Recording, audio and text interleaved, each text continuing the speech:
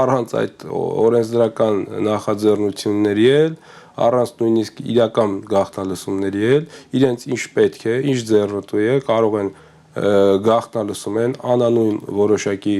միջոցներով, առանց դատարանների որոշումների, դրանք ապօրինի գործողություններ դիմում են, այդ ապօրինի գործողություններով քրեական գործեր կարում են, ում ոնց պետք է կալանավորում են, նույնիսկ եթե գաղտնալսում էլ չի եղել, ինչպես ուզում մոնտաժում են, ինչպես ուզում են մարդկանց խոսքը սարքում, իրականացնում են այդ գաղտնալսումներն ու քրեական հետապնդումները, դրանց զոհերից մեկը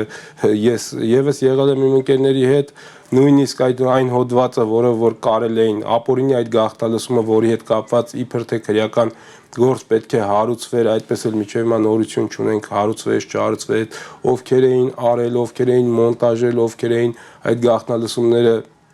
հանրայնացրել ու հրապարակել, մինչև հիմա դրա մասին ոչինչ չկա, բայց այդ